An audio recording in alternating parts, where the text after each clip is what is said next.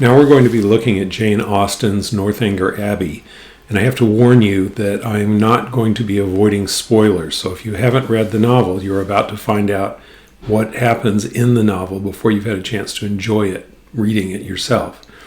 But it's impossible to talk about a novel without referring to how the novel progresses and ends. In order to fully understand any text, you have to read it at least twice. Because the first time you read it, you don't know how it's going to end, and so you can't evaluate events or characters or even the narrative of the novel because you don't know what will be important ultimately at the conclusion of the novel. So it's important to understand what's going to happen in order to evaluate events that lead to what's going to happen at the end. Reading Jane Eyre the first time is a very different experience from reading Jane Eyre the second time because the first time you read it, there is an essential piece of information that you need in order to understand Rochester's behavior that you simply don't have. And once you get that essential piece of information, a lot of what goes on in the novel doesn't make sense. Once you get it, it makes a tremendous amount of sense. So it's important to read every text twice to fully understand it. Now, we have a limited amount of time this semester, and you have a lot of reading to do, so I don't expect you to read all of these novels twice. One of the ways we deal that is that when we talk about the novel, we will have to refer forward to how this event ultimately relates to what will happen later in the novel. Second, this is not a long novel, but we don't have time to read every single important element or scene in the novel. So we're going to be selecting a few important scenes or a few important elements in the narrative and talking about those.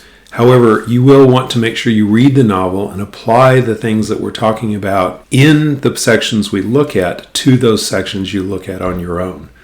Anything in the novel is subject to potential question on the exam, for instance. So you're going to want to make sure that you're familiar with the whole novel and have thought about those elements that we haven't talked about, as well as those that we have. When we look at this novel, one of the main formative things we're going to be looking at is Jane Austen's use of irony, both the ironic narrator and also the structural irony that is set up in between what Catherine Morland expects to happen based upon her expectations of the world through Gothic novels and what's really going on in the narrative, and the ironic distance between the two, even though ultimately and ironically what Catherine expects to happen mirrors in its real-world counterpart what actually happens in the novel. It turns out that Catherine's unrealistic Gothic expectations are actually realized in the novel, just in their realistic version.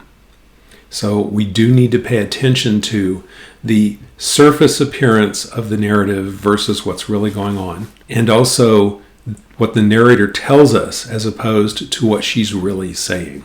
And it's important that we pay attention to the use of irony in the novel. It is a guiding and structural element in this novel in all of its different manifestations. And it becomes clear that the author is using it with the very first line. In fact, this is where the narrator attempts to educate us into how to read her novel. Just look at the first line. No one who had ever seen Catherine Morland in her infancy would have supposed her to be born a heroine. We have to read this in two senses. In the first place, obviously, it's ironic sense, the meaning that, of course, she's not born a heroine. She's just a normal girl, and therefore the things that happen to heroines in novels aren't going to happen to a normal girl. It's also making fun of Catherine herself, because Catherine, of course, believes herself to be the heroine, and to a certain extent, she is the heroine in her own story, as everyone is the heroine in their own story. But of course, then it's ironic in another sense too, because in fact, she is the main character. She is the protagonist of Northanger Abbey. So she is the heroine of a novel, albeit not the novel that she expects herself to be the heroine of. So the narrator is introducing us to this irony in two senses. Of course, within the narrative itself, she's just a normal girl, not a heroine, and the things one would expect to happen to a heroine aren't going to happen to her, and so the narrator is making fun of her for expecting unrealistic things to happen. But on the other sense, she really is the heroine in this novel, and the events that occur to her really do drive the plot. She's the protagonist of the novel. The next portions of this paragraph draw out the ironic comparison between Catherine's actual real life and the expectations that Catherine brings to her life from having read these Gothic narratives. Her situation in life, the character of her father and mother, her own person and disposition were all equally against her. All equally against her in the sense of being against her as being a Gothic heroine.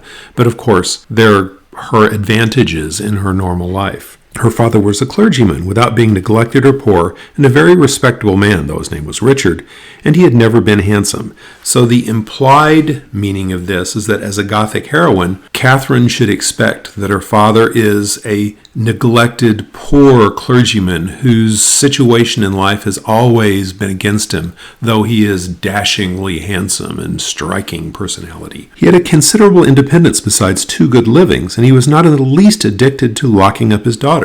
So, of course, as a poor, bitter, but handsome clergyman, it would be expected that a Gothic heroine could expect to be locked up by her father unjustifiably at regular intervals, and of course this doesn't happen to Catherine because she comes from a normal household. Her mother was a woman of useful plain sense, with a good temper, and what is more remarkable, with a good constitution, because of course in Gothic novels, mothers are supposed to be sickly and perhaps conveniently die at an early age, leaving the child motherless. And of course, Catherine's mother has not the good sense or generosity of spirit to die young, and continues to live on as a good mother. She had 3 sons before Catherine was born, and instead of dying and bringing the latter into the world as anybody might expect, she still lived on, lived to have 6 children more, to see them growing up around her, and to enjoy excellent health herself. As anybody might expect, of course, Catherine's expectations are mediated through the Gothic narrative, and those are the expectations, the unrealistic expectations that she describes as normal, but of course they're not. A family of 10 children will always be called a fine family, where there are heads and arms and legs enough for the number, but the Morlands had little other right to the word, for they were in general very plain, and Catherine, for many years of her life, as plain as any. So we're pointing out the fact that this is a normal family. They live in a normal life. They're not remarkable in any sense, other than they're just simply healthy people who are getting on with their life. And Catherine is not yet registering the elements that would make her the traditional Gothic heroine. She had a thin, awkward figure, a sallow skin without color, dark lank hair, and strong features. So much for her person. And not less unpropitious for heroism seemed her mind. She was fond of all boys' plays, and greatly preferred cricket not merely to dolls, but to the more heroic enjoyments of infancy, nursing a dormouse, feeding a canary bird, or watering a rose bush. These, of course, would be what one might expect if one were actually a romantic Gothic heroine. But of course, Catherine, being a normal girl, doesn't want these silly activities. She wants normal activities. Indeed, she had no taste for a garden, and if she gathered flowers at all, it was chiefly for the pleasure of mischief. At least so it was conjectured from her always preferring those which she was forbidden to take. Such were her propensities. Her abilities were quite as extraordinary. Extraordinary in the sense that, being a Gothic heroine, they should be ordinary for her, but she's of course extraordinary because she's ordinary. Again, the irony. For she was often inattentive and occasionally stupid. Her mother was 3 months in teaching her only to repeat the beggar's petition, and after all, her next sister, Sally, could say it better than she did. Not that Catherine was always stupid. By no means. She learnt the fable of the Hare and Many Friends as quickly as any girl in England. Her mother wished her to learn music, and Catherine was sure she should like it, for she was very fond of tinkling the keys of the old forlorn spinet. A spinet is a piano, small piano. So at 8 years old she began. She learnt a year and could not bear it, and Mrs. Morland, who did not insist on her daughters being accomplished in spite of incapacity or distaste, allowed her to leave off. So these, of course, are, again, making fun of elements. A Gothic heroine should be forced to labor at the piano for hours on end, despite the fact that she hates it, and be fed only cold gruel and porridge if she doesn't do her piano lessons. But of course, Catherine's mother, not recognizing that she's supposed to be the mother of a Gothic heroine, doesn't cruelly force Catherine to do anything. So Catherine is a normal girl, and the expectations that she should become a Gothic heroine, of course, are being made fun of here, maintaining this dual sense of what the reality is of the novel and what Catherine's Gothic expectations are. Her taste for drawing was not superior, though whenever she could obtain the outside of a letter from her mother or seize upon any other odd piece of paper, she did what she could in that way by drawing houses and trees, hens and chickens, all very much like one another. Writing an account she was taught by her father, French by her mother. Her proficiency in either was not remarkable, and she shirked her lessons in both whenever she could. What a strange, unaccountable character. So a small child who doesn't like lessons in accounting or French shirks her lessons whenever she could, when a Gothic heroine, of course, should devote herself assiduously to her studies and master French and accounting within minutes of first being exposed to them by their cruel parent. So, once again, Catherine is a normal child. And the ironic joke here is that the normality of her life is being made fun of by the narrator. So Catherine, at 10, is a normal child. At 15, however, when she's first exposed to Gothic fiction, she begins to adapt herself to her expected role as a Gothic heroine. At 15, appearances were mending. She began to curl her hair and long for balls. Her complexion improved, her features were softened by plumpness and color, and her eyes gained more animation and her figure more consequence. Her love of dirt gave way to an inclination for finery, and she grew clean as she grew smart. She had now the pleasure of sometimes hearing her father and mother remark on her personal improvement. "Catherine grows quite good-looking, girl. She is almost pretty today," were words which caught her ears now and then, and how welcome were the sounds. To look almost pretty is an acquisition of higher delight to a girl who has been looking plain the first 15 years of her life than beauty from the cradle can ever receive. And of course, in the next paragraph, we understand the nature of her education into becoming a Gothic heroine and why she has become so interested now in satisfying these expectations. Mrs. Morland was a good woman and wished to see her children everything they ought to be, but her time was so much occupied in lying in and teaching the little ones that her elder daughters were inevitably left to shift for themselves. And it was not very wonderful that Catherine, who had by nature nothing heroic about her, should prefer cricket, baseball, riding on horseback, and running about the country by the age of 14 to books, or at least books of information, for providing that nothing like useful knowledge could be gained from them, provided they were all story and no reflection, she never had any objection to books at all. But from 15 to 17 she was in training for an heroine. She read all such books as heroines must read to supply their memories with those quotations which are so serviceable and so soothing in the vicissitudes of their eventful lives. So Catherine is learning from books what the world is supposed to be like, and she acquires all sorts of statements from various narratives and poems that will help her deal with the vicissitudes of a heroine's life. And then we're introduced to the potentially main plot complication of the story near the end of the chapter, starting right here. She had reached the age of 17 without having seen one amiable youth who could call forth her sensibility, without having inspired one real passion, and without having excited even any admiration but what was very moderate and very transient. This was strange indeed, because, of course, as a Gothic heroine, she's supposed to fall deeply and immediately in love with Prince Charming, who, on the other hand, doesn't notice her because he's so elevated. Think of the Cinderella story. But strange things may be generally accounted for if their cause be fairly searched out. There was not one lord in the neighborhood, no, not even a baronet. There was not one family among their acquaintance who had reared and supported a boy accidentally found at their door. Not one young man whose origin was unknown. Her father had no ward, and the squire of the parish no children. So, obviously, there is no romantic Gothic hero around for her to fall in love with. But when a young lady is to be a heroine, the perverseness of 40 surrounding families cannot prevent her. Something must and will happen to throw a hero in their way. And, in fact, this is what happens in the narrative, though not in the sense that Catherine expects from her Gothic education. So this first chapter is educating us into the two layers of meaning in the book. What is really going on in the narrative? Catherine, a normal girl who belongs to a normal middle-class family of a gentleman, is living a normal life growing up, as many young women at the time did. And on the other hand, Catherine's expectations from reading her Gothic novels of what her life should have been and what it properly would have been if her parents were not so perverse as to be normal. And also, what relationships are supposed to be, that her relationship is supposed to be a challenging engagement with a man who is unreachable to her because of social class. Now, the irony, of course, is, and this is an irony that will be borne out, of course, across the story, is this is precisely what happens to her. She will, in fact, fall in love with a handsome young man who is also in love with her, but they're separated by the perverseness of parents, in this case, the perverseness of his parent, and the situation forced upon them by their social class differences. And so, of course, the plot is launched.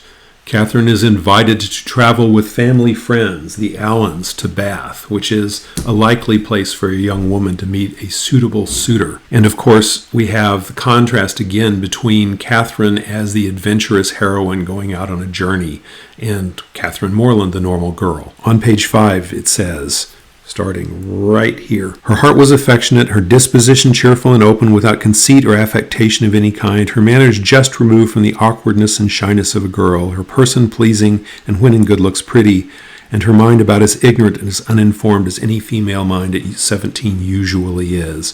So this, of course, is the description of the real Catherine as opposed to Catherine, the romantic heroine. Narratives often develop irony by juxtaposition, by putting together two elements that obviously contradict each other. And in this case, Austen does just that, putting together the realistic description of the young 15-year-old Catherine Morland against Catherine's romanticized expectations of her journey to Bath. When the hour of departure drew near, the maternal anxiety of Mrs. Morland will naturally be supposed to be most severe. 1,000 alarming presentiments of evil to her beloved Catherine from this terrific separation must oppress her heart with sadness and drown her in tears for the last day or two of their being together. And advice of the most important and applicable nature must of course flow from her wise lips in their parting conference in her closet. Cautions against the violence of such noblemen and baronets as delight in forcing young ladies away to some remote farmhouse must at such a moment relieve the fullness of her heart. Who would not think so? But Miss Morland knew so little of lords and baronets that she entertained no notion of their general mischievousness, and was wholly unsuspicious of the danger to her daughter from their machinations. Her cautions were confined to the following points. Catherine, I beg you will always wrap yourself up very warm about the throat when you come from the rooms at night, and I wish you would try to keep some account of the money you spend. I will give you this little book for the purpose. Sally, or rather Sarah, for what young lady of common gentility will reach the age of 16 without altering her name as far as she can, must from situation be at this time the intimate friend and confidant of her sister. It is remarkable, however, that she neither insisted on Catherine's writing by every post, nor exacted her promise of transmitting the character of every new acquaintance, nor a detail of every interesting conversation that Bath might produce. Everything, indeed, relative to this important journey was done, on the part of the Morlands, with a degree of moderation and composure which seemed rather consistent with the common feelings of common life, than with the refined susceptibilities, the tender emotions which the first separation of a heroine from her family ought always to excite. So once again, the conflict between the real life and the expectations from the Gothic narrative. Her father, instead of giving her an unlimited order on his banker, or even putting £100 bank bill into her hands, gave her only 10 guineas and promised her more when she wanted it. Under these unpromising auspices, the parting took place, and the journey began. It was performed with suitable quietness and uneventful safety. Neither robbers nor tempest befriended them, nor one lucky overturn to introduce them to the hero. Nothing more alarming occurred than a fear on Mrs. Allen's side of having once left her clogs behind her in an inn that fortunately proved to be groundless. So here we have the irony of the narrator illustrating not only the difference between Catherine's actual life and her Gothic life, but also illustrating the unrealistic expectations of Catherine and poking fun at Catherine for it, but nevertheless also acknowledging that Catherine is actually quite a nice girl if looked at through the lens of normal life as opposed to the Gothic romance framework that Catherine wants to impose upon her life. The next thing we need to look at is another form of irony in which the narrator indulges, and that is verbal irony, akin really to sarcasm, and this narrator is capable of making fun of her characters, whom she believes deserves it. Mrs. Allen is a really good example. In this section, on page 6, we get the first exposure to the narrator's kind of nasty tone when she talks about Mrs. Allen. It is now expedient to give some description of Mrs. Allen, that the reader may be able to judge in what manner her actions will hereafter tend to promote the general distress of the work, and how she will probably contribute to reduce poor Catherine to all the desperate wretchedness of which the last volume is capable, whether by her imprudence, vulgarity, or jealousy, whether by intercepting her letters, ruining her character, or turning her out of doors. And by the way, being turned out of doors is what does actually happen to Catherine at the end of the novel. So here are two kinds of irony. The first one is this is a self-conscious novel. She's talking about her novel as a novel, and Catherine is someone who is confined to the traditional 3-volume distribution of novels. The last volume would be the 3rd volume of a 3-volume novel, and many novels like Jane Eyre were published this way, for example. In this particular case, the narrator is referring to the fact, remember romantic irony, she knows this is written in the mode of a Gothic novel, and therefore Catherine must resolve her plot difficulties by the 3rd volume. And the way that these plot difficulties would be introduced, one would expect in a Gothic novel, is that she would be horribly mistreated by the woman who is entrusted with her care, Mrs. Allen. But of course, Mrs. Allen is not the kind of woman who is going to be the Gothic villainess. She is no Cruella de Vil. Mrs. Allen was one of that numerous class of females whose society can raise no other emotion than surprise that there are any men in the world who could like them well enough to marry them. She had neither beauty, genius, accomplishment, nor manner. The air of a gentlewoman, a great deal of quiet, inactive good temper, and a trifling turn of mind were all that could account for her being the choice of a sensible, intelligent man like Mr. Allen. In one respect, she was admirably fitted to introduce a young lady into public, being as fond of going everywhere and seeing everything herself as any young lady could be. Dress was her passion. So, Mrs. Allen, of course, rather than being Cruella de Vil, is a silly woman who delights in going out and looking at things and dressing and talking about dress, but has no serious turn of mind and no real sensibility. So, although she is not certainly the appropriate caretaker for a Gothic narrative, she is the perfect caretaker for young Catherine Morland as she is going into public at Bath for the first time. It's helpful to know a little bit about Bath at this period in time. Bath was an English resort city, and it was built on the site of ancient Roman baths. And the buildings that Catherine would be looking at were relatively modern constructions, built as a resort, but built over the top of these Roman ruins. And if you go down into the lower levels of these buildings now, you'll find the ancient Roman natural spring baths.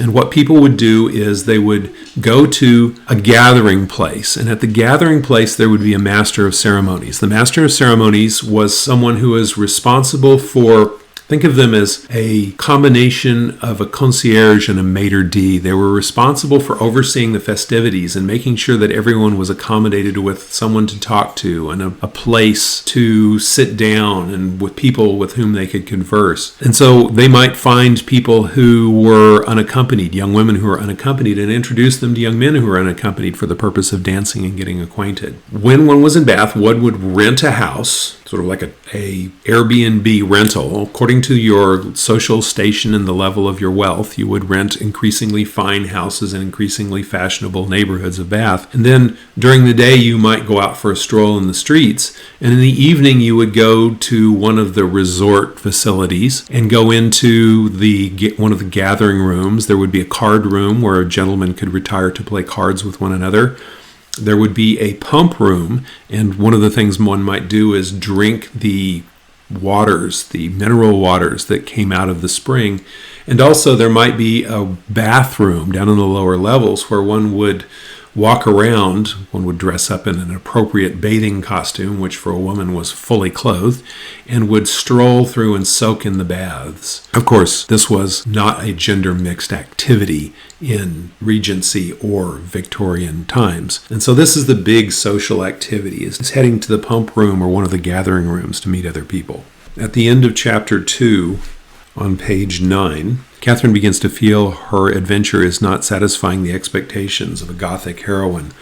She has now been to the pump rooms, expecting to be swept off her feet by Prince Charming and danced madly about the room. And then, of course, Mrs. Allen, being the appropriate protectress, will forbid her ever seeing that young man again because he is not of her social class, or he is not an appropriate man, or she has suspicions about his reputation. But of course that doesn't happen. The company began to disperse when the dancing was over, enough to leave space for the remainder to walk about in some comfort. And now was the time for a heroine who had not yet played a very distinguished part in the events of the evening to be noticed and admired. Every 5 minutes, by removing some of the crowd, gave greater openings for her charms. She was now seen by many young men who had not been near her before. Not one, however, started with rapturous wonder on beholding her. No whisper of eager inquiry ran around the room, nor was she once called a divinity by anybody. Yet Catherine was in very good looks. and had the company seen her only 3 years before, they would have now thought her exceedingly handsome. She was looked at, however, and with some admiration, for in her own hearing 2 gentlemen pronounced her to be a pretty girl. Such words had their due effect. She immediately thought the evening pleasanter than she had found it before. Her humble vanity was contented. She felt more obliged to the young men for this simple praise than a true quality heroine would have for 15 sonnets in celebration of her charms, and went to her chair in very good humor with everybody, and perfectly satisfied with her share of the public opinion. So the first chapters introduce us to the tone of the novel, the irony that the narrator will use, Catherine's exaggerated expectations based upon her reading versus her real expectations as a young woman, and the interesting tension between what she expects, what she wants, and with what she becomes satisfied.